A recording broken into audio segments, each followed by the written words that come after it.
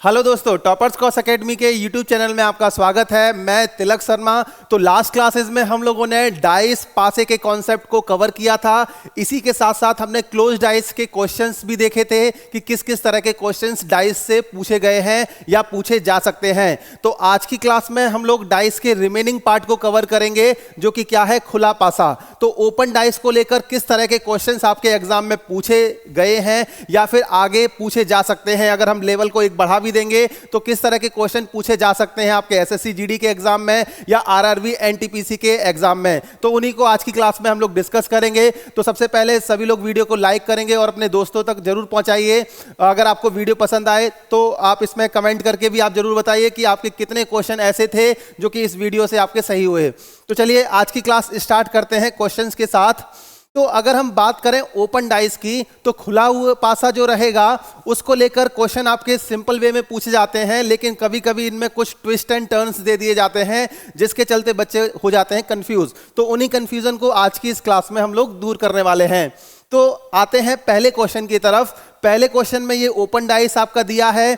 आपको ये बताना है कि कौन सा ऑप्शन ऐसा है जो कि इस ओपन डाइस को रिप्रेजेंट करेगा। मतलब इस डाइस को जब हम क्लोज कर देंगे, जब पैक कर देंगे, तो कौन सा ऑप्शन ऐसा है जो कि इसको रिप्रेजेंट करता है। तो यहां अगर हम बात करें कि इस ओपन डाइस को लेकर जो आपके कॉन्सेप्ट को बताया गया था, जिन लोगों ने नहीं देखा है वो लास्ट के जो आपके पासे के वीडियो में आपके जाके पहले कॉन्सेप्ट को देखिए, उसके बाद इस वीडियो पर आइए तो आपको यहां पर हेल्प मिल जाएगी। तो ओपन डाइस को लेकर बताया गया था कि जो बाहर की साइड में जो आपकी ये आपके जो साइड्स रहेंगी, ये दोनों क्या होती हैं, एक दूसरे के अपोजिट। तो 6 के अपोजिट में क्या आ जाएगा, 5। सबसे पहले 6 के अपोजिट 5। 1 जो होता है ये किसके अपोजिट होता है, 3 के। तो यहां 1 के अपोजिट क्या आ गया, 3। और रिमेनिंग क्या बच गया आपका 2, और 2 के अपोजिट क्या बच जाएगा, 4। तो यहां पर 2 के अपोजिट में क्या आ गया, 4 आ गया। तो सबसे पहले हमने कंक्लूजन निकाला इस ओपन डाइस का। इसके बाद यहां मैच करना है कि कौन सा ऑप्शन ऐसा है जो कि इस कंक्लूजन के अकॉर्डिंग मैच करता है। पहले ऑप्शन पर जाते हैं। तो 1, 3, 5, 1 और 3 एक दूसरे के अपोजिट हैं, कभी भी आपका बगल में नहीं हो सकते, तो ये ऑप्शन तो नहीं होगा सही। दूसरे ऑप्शन की तरफ जाएंगे, 2, 4, 6, तो 2 और 4 एक दूसरे के अपोजिट हैं, कभी भी बगल में नहीं होंगे। इसके बाद जब हम तीसरे ऑप्शन की तरफ गए, 3, 5 और 6, तो 5 और 6 एक दूसरे के अपोजिट हैं, कभी भी बगल में नहीं हो सकते, तो ये तीसरा ऑप्शन भी गलत हो जाएगा। लास्ट वाला ऑप्शन 4, 5 और 6, ठीक है। तो यहां पर 4, 5 और 6 इसको थोड़ा करेक्ट करेंगे। हाँ, तो इस फर्स्ट क्वेश्चन में एक छोटा सा करेक्शन है, यहां पर आपका 3 आएगा। तो यहां पर 3, 4, 5 गिवन है। अगर हम 3, 4, 5 को देखेंगे तो यहां पर देखो 3 ये रहा, 4 ये रहा, 5 ये, इनमें से कोई भी नंबर एक दूसरे के अपोजिट नहीं है। मतलब ये सारे नंबर एक दूसरे के एडजेसेंट में एग्जिस्ट कर सकते हैं। तो इस क्वेश्चन का जो आंसर आएगा वो क्या आ जाएगा, डी ऑप्शन। तो यहां पर 3 आएगा, ये 4 और ये 5, इसमें करेक्शन करके चलते हैं इसके नेक्स्ट क्वेश्चन की तरफ। इसके आगे नेक्स्ट एग्जांपल जो दे रखा है इसमें सेकंड नंबर पे, यहां पर भी आपको ओपन डाइस गिवन है। आपको ये बताना है कि कौन सा ऑप्शन ऐसा है जो कि इसको सही रिप्रेजेंट करेगा। तो इसके जब हम कंक्लूजन की तरफ जाएंगे तो 5 के अपोजिट में क्या आ जाएगा, 3। तो यहां पर 5 के अपोजिट में क्या रहेगा, 3 आ जाएगा। इसके बाद अगर हम बात करें तो 2 के अपोजिट में क्या रहेगा, 4। 2 के अपोजिट में 4 और 1 के अपोजिट में 6। तो यहां पर 2 के अपोजिट में 4 और 1 के अपोजिट में क्या आ जाएगा, 6 आ जाएगा। तो यहां जब इस कंक्लूजन को जब हम चेक करते हैं तो पहले ऑप्शन में क्या दिया है, 1, 3 और 6। तो यहां देखो 1, 3 और ये 6, तो 1 और 6 एक दूसरे के अपोजिट हैं, कभी भी बगल में नहीं हो सकते, तो ये ऑप्शन तो गलत हो जाएगा। दूसरा 1, 3 और 5, तो यहां पर 3 और 5 एक दूसरे के अपोजिट हैं, कभी भी बगल में नहीं हो सकते। तीसरे ऑप्शन की तरफ गए, 2, 4 और 6, 2 और 4 एक दूसरे के अपोजिट हैं, कभी भी वो एक दूसरे के बगल में नहीं होंगे। लास्ट ऑप्शन की तरफ चलते हैं, 1, 3 और 4, तो यहां पर 1 दिया है, 3 यहां पर और 4 यहां पर, कोई भी एक दूसरे के अपोजिट नहीं है, मतलब वो एक दूसरे के बगल में एग्जिस्ट कर सकते हैं। तो इसका जो आंसर आएगा सेकंड वाले का, डी ऑप्शन सही हो जाएगा। चलते हैं इसके नेक्स्ट क्वेश्चन की तरफ। अब नेक्स्ट एग्जांपल में आपको नंबर्स के बजाय अल्फाबेट्स दे रखे हैं, कोई दिक्कत नहीं होनी चाहिए इसमें। तो यहां पर भी अगर हम कंक्लूजन की बात करें, ए के अपोजिट में क्या आ जाएगा, डी। तो यहां पहला कंक्लूजन हमने निकाला, ए के अपोजिट में डी। एफ के अपोजिट में क्या आ जाएगा आपका, बी। तो एफ के अपोजिट में क्या है, बी। इसके बाद जब हम आगे चलते हैं तो यहाँ ई के अपोजिट में क्या आएगा, सी, तो यहाँ ई के अपोजिट में क्या आ जाएगा, सी आ जाएगा, कोई दिक्कत नहीं है। अब इसको सर चेक कर लेंगे, बिल्कुल कर लो, और ये बताओ कि हाँ कौन सा ऑप्शन ऐसा है जो कि इसको सेटिस्फाई करेगा इस कंक्लूजन को। पहला ऑप्शन क्या है आपका, बी, ई और एफ, तो यहां पर बी और एफ एक दूसरे के अपोजिट है, कभी बगल में नहीं हो सकते, पहला ऑप्शन गलत हो जाएगा। दूसरे की तरफ गए ई, डी और एफ, तो यहां पर ई, डी और एफ, ई, डी और एफ, ये तीनों क्या है, एक दूसरे के अपोजिट नहीं है, तो एडजेसेंट में एग्जिस्ट कर जाएंगे, तो बी वाला ऑप्शन सही हो गया। आगे बचे हुए ऑप्शन को चेक करना चाहो कर सकते हो, यहां पर बी, सी और ई, तो यहां पर सी और ई एक दूसरे के अपोजिट है, कभी बगल में नहीं होंगे। लास्ट में ए, डी और ई, ए और डी एक दूसरे के अपोजिट में है, तो कभी भी बगल में एग्जिस्ट नहीं करेंगे, तो आंसर क्या आएगा इसका, बी ऑप्शन। तो चलते हैं इसके नेक्स्ट एग्जाम्पल की तरफ। बड़े ही आसान क्वेश्चन लग रहे होंगे, लेकिन अब आने वाले क्वेश्चंस में कुछ आपको ट्विस्ट मिलेंगे। जैसे कि आपका नेक्स्ट क्वेश्चन जो दे रखा है, इसमें आपको ओपन डाइस से बताना है कि कौन से ऑप्शन आपके सही हैं। अब ये डायरेक्ट आपके ABCD ऑप्शन नहीं दे रखे हैं, इनमें से भी आपके मल्टीपल सही हो सकते हैं, एक से ज़्यादा सही हो सकते हैं। हो सकता है 2 डाइस ऐसे हो जो कि सही रिप्रेजेंट कर रहे हो इस डाइस को, ओपन डाइस को, या तो आपके हो सकते हैं 3 डाइस रिप्रेजेंट कर रहे हो इस ओपन डाइस को। चेक कर लेते हैं। तो सबसे पहले जब भी इस तरह का ओपन डाइस गिवन होगा तो जो कॉर्नर में साइड्स गिवन होंगी वो क्या होंगी, एक दूसरे के अपोजिट। तो सबसे पहले हमने पता किया ये वाली साइड है, इसके अपोजिट कौन सी साइड होगी, जिसमें ये स्क्वायर बन रहा है, ठीक है। यहां पर देखेंगे ब्लैंक के अपोजिट कौन सी साइड होगी, जिसमें ये सर्कल बन रहा है।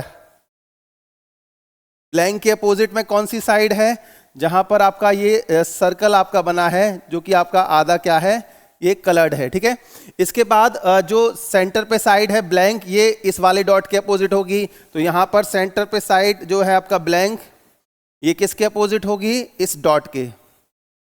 चलिए देख लेते हैं कि कौन सा ऑप्शन, कौन कौन से ऑप्शन सेटिस्फाई कर रहे हैं। पहले ऑप्शन में 2 ब्लैंक हैं और एक क्या है आपका स्क्वायर, तो यहां पर आपके 2 ब्लैंक, एक ये हो सकता है और एक ये वाला। स्क्वायर की बात करें तो एक ये वाला, तो पहला वाला ऑप्शन तो सेटिस्फाई कर जाएगा।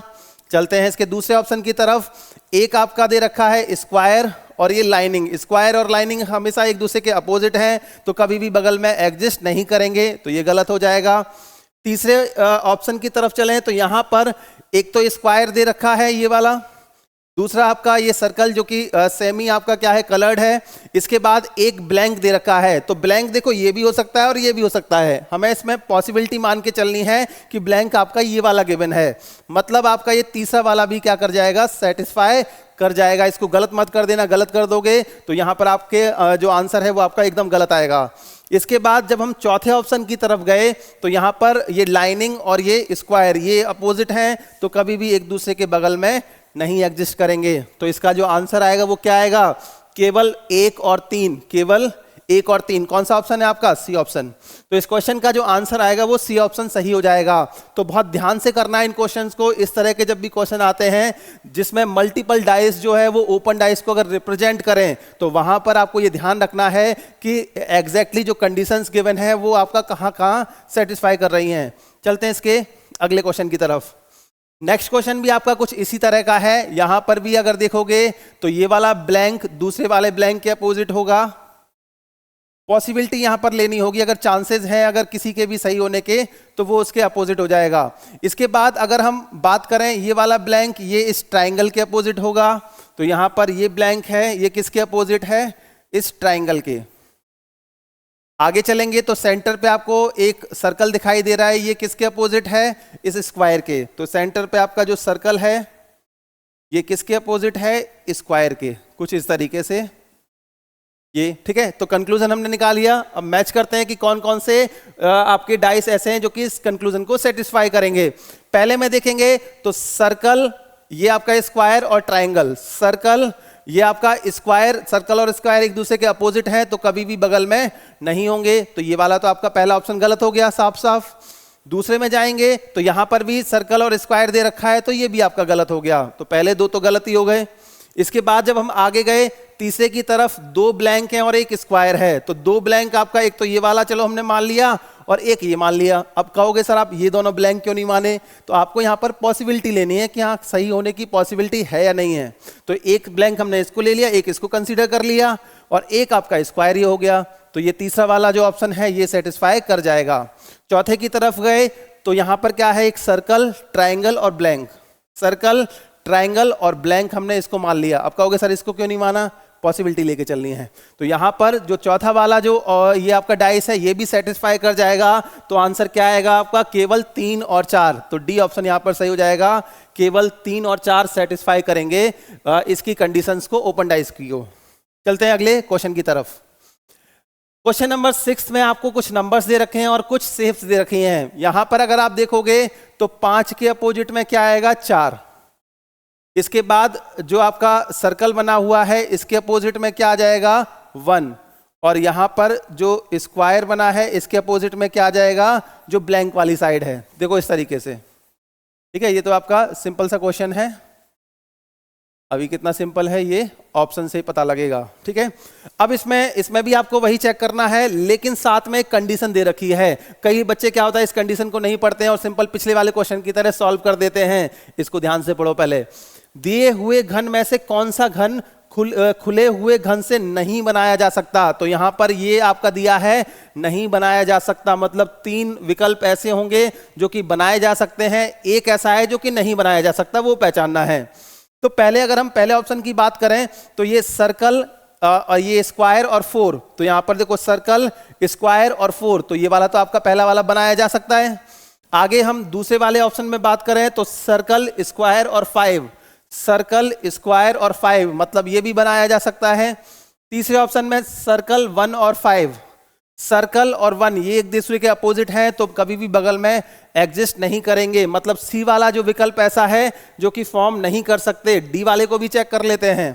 सर्कल, 4 और फिर यहां पर स्क्वायर, तो ये वाला भी ऑप्शन आपका क्या है जो कि बनाया जा सकता है। तो इस क्वेश्चन में ये पूछा गया था कि कौन सा पासा ऐसा है जो कि इस खुले पासे से नहीं बनाया जा सकता। तो आंसर आएगा आपका सी ऑप्शन। चलते हैं इसके नेक्स्ट क्वेश्चन की तरफ। अब यहां पर जो डाइस दे रखा है ये बहुत ही स्पेशल क्वेश्चन है। यहां पर डाइस की 5 साइड तो कंप्लीट दे रखी हैं, छठी साइड ऐसी है जो कि आपका फ्रैक्शन से बनेगी, यानी कि 4 ट्राइंगल को जोड़कर बनेगी। तो यहां अगर हम बात करें तो ये वाला जो ब्लैंक जो है इसके अपोजिट में कौन सा ब्लैंक आएगा, ये ब्लैंक। अब बोलोगे सर कि आपको कैसे पता लगा कि इसके अपोजिट ये आएगा। तो बेटा कॉन्सेप्ट जब आप जाके देखोगे पिछले वीडियोस में, वहां पर ये साफ साफ बताया गया था कि ये वाली साइड इसके अपोजिट होगी और ये वाली साइड इसके अपोजिट होगी, ठीक है। अगर याद रख सकते हो तो अच्छा है, नहीं तो आपको थोड़ा सा इमेजिनेशन इसमें लगाना पड़ता है। अब इसमें बची हुई साइड कौन सी है, जिसमें आपका सर्कल गिवन है, इसके अपोजिट में कौन सी साइड होगी जो कि आपका 4 ट्राइंगल से बनेगी, कुछ इस तरीके से, ठीक है। 4 ट्राइंगल से बनेगी और जिसमें आपका इस तरह से कलर्ड होगी ये साइड। आमने सामने वाले ट्राइंगल कलर्ड होंगे। इसमें ये ध्यान रखना है कि ये ट्राइंगल और ये ट्राइंगल हमेशा कैसे एग्जिस्ट करेंगे, आमने सामने इस तरीके से। तो ये कलर्ड होगी और ये वाली साइड कलर्ड होगी। अब इस कंक्लूजन को मैच करना है कि कौन सा ऑप्शन सेटिस्फाई करता है। पहले वाले ऑप्शन में जाएंगे तो यहां पर दोनों कलर्ड ट्राइंगल एक ही तरफ आपका एग्जिस्ट कर रहे हैं, तो आपका ये तो वैसे ही गलत हो जाएगा, आपको आगे चेक करने की जरूरत भी नहीं है। इसके आगे ऑप्शन में जाएंगे तो यहां पर 3 ब्लैंक दे रखे हैं, ठीक है। 3 ब्लैंक हैं।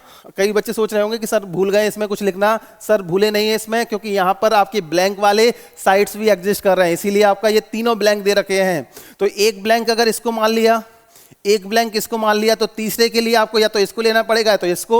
तो यहां पर ये वाला जो बी ऑप्शन है ये आपका एग्जिस्ट नहीं करेगा। क्यों नहीं करेगा? क्योंकि 3 ब्लैंक में 2 ब्लैंक तो ऐसे होंगे ही जरूर जो कि एक दूसरे के अपोजिट होंगे, तो बगल में तो वो हो ही नहीं सकते।